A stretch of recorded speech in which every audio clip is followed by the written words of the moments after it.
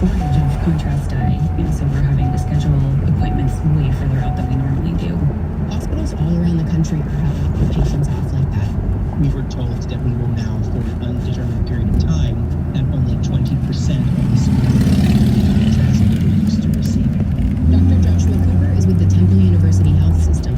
And that, of course, means that we're going to have to ration, which is a terrible word to have to use in healthcare, but that's truly what we're going to have to do. IV contrast dye is a liquid that gets injected into your veins to make your organs and blood vessels much easier to see on a CT or an X-ray. Nancy Foster at the American Hospital Association says it's critical in all sorts of scans and procedures. If you present in an emergency room with the symptoms of a stroke or some kinds of heart disease, we will likely do a scan on your heart or your brain. If you're getting a stent, they might use dye to see your arteries better. And Foster says for many cancer patients, it's used quite frequently to monitor tumors that are being treated. Foster says about half of hospitals give most or all of their IV contrast dye from GE, and they're now having to find ways to stretch what little they have. They can do some scans and procedures without it, and sometimes they can do MRIs or ultrasounds instead of CT scans. Dr. Matthew Davenport at the American College of Radiology says many hospitals are doing all of that, in addition to delaying scans. The goal here is to make sure that the place doesn't run out completely, because if they do, then they won't have any contrast left to do those necessary scans. GE Healthcare declined to talk for this story, but Davenport says the company is telling hospitals it expects supplies to start getting back to normal by the end of June. Meanwhile, hospitals are thinking about how to prevent similar shortages in the future.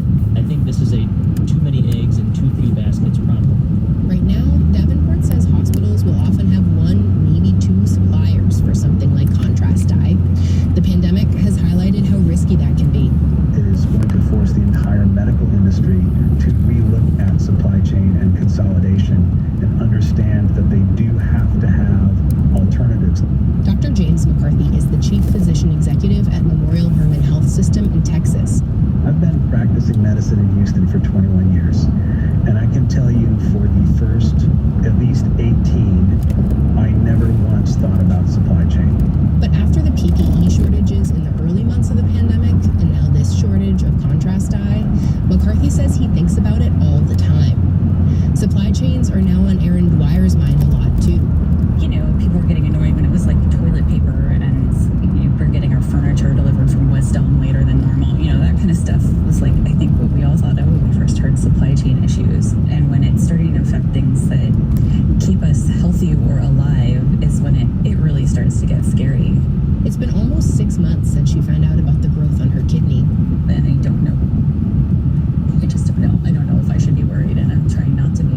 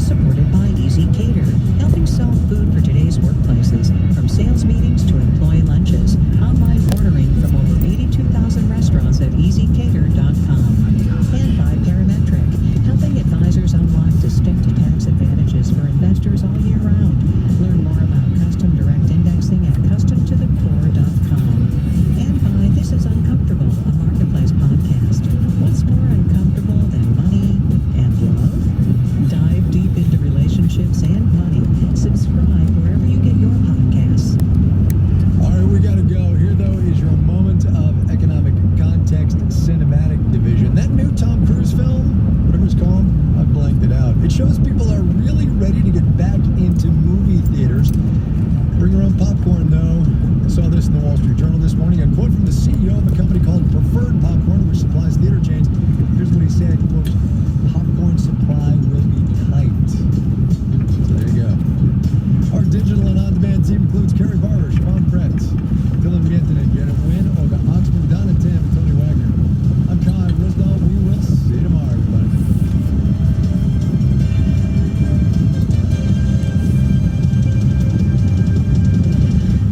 This is 8 p.m.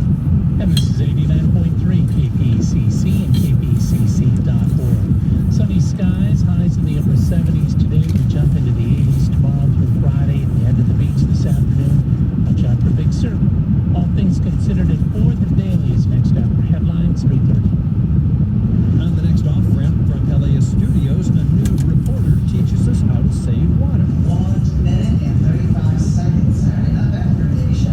Off-ramp, wherever you get your podcasts, including LAS.com. Support for KVCC's car donation program comes from local Kia dealers. Introducing EV6, available with AR windshield head-up display, providing turn-by-turn directions, hazard warnings, and more. More info at kia.com. There's agreement among Democrats and some Republicans that these officers should have done more during that hour to try and stop the shooter. And I think the conversation that people in Texas and elsewhere find it much more difficult to have is the question of why that 18-year-old was able to buy that gun and walk into the school to begin with. I'm Sabrina Tavernese. That's coming up on The Daily from the New York Times. The Daily has that story in 5 minutes, but first, I'm Nick Roman with the stories we're covering in the KPCC newsroom at 3:30.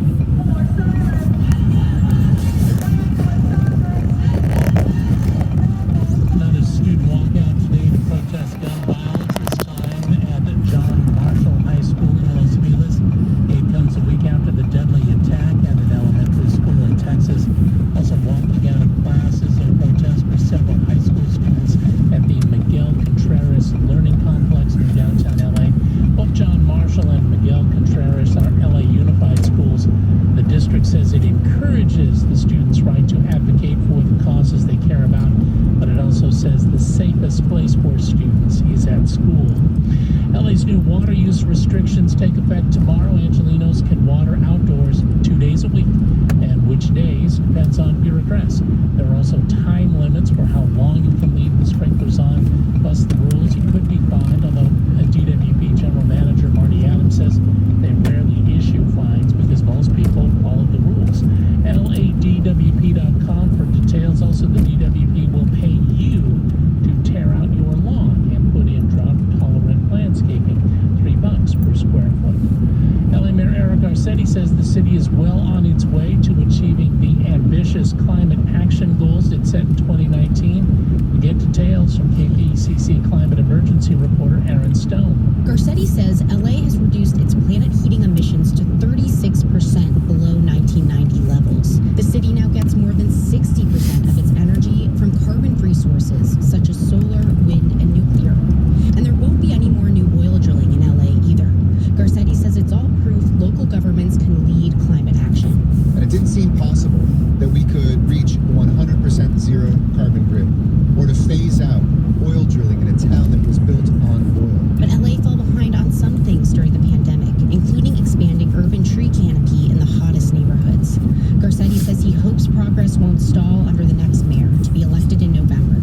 Covering the climate emergency, I'm Aaron Stone. Cal Poly San Luis Obispo is bringing back its classroom face mask requirement for the last 2 weeks of the academic year.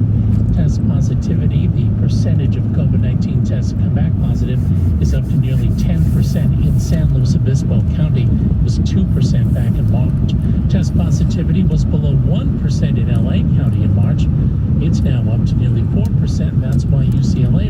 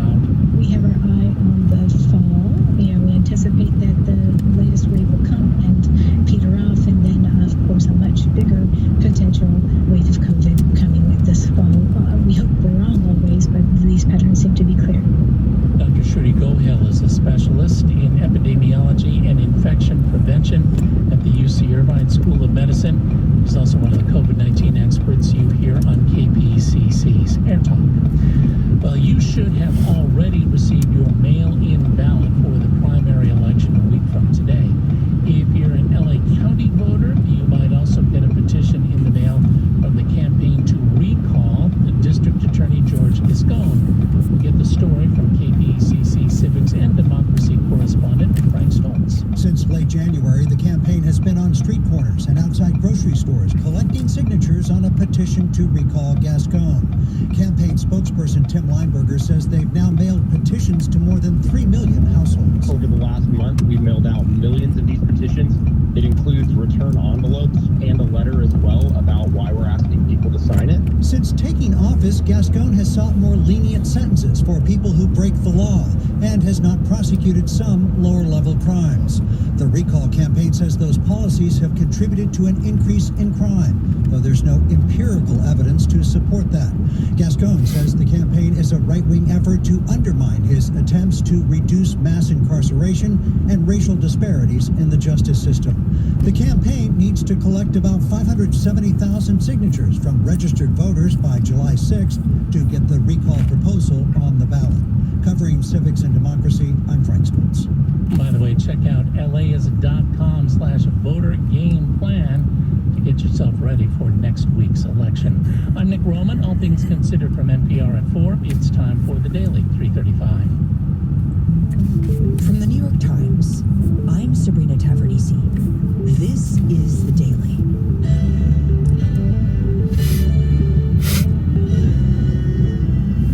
For days after the shooting in Uvalde, Texas, the explanation for how the police responded kept shifting. Now, a clearer picture has emerged. Today, my colleague, David Goin, on why officers waited so long before storming the classroom where the gunman was, and the questions that raises about what happened to the people inside. It's Tuesday, May 31st. The Daily is supported by Personal Capital, where people can view their entire financial picture on their dashboard, helping take the worry out of financial events like retirement or college. PersonalCapital.com. And by Avalara. Avalara has been working to take human error out of the tax compliance process using cloud-based real-time rate calculation and automatic return filing. Avalara,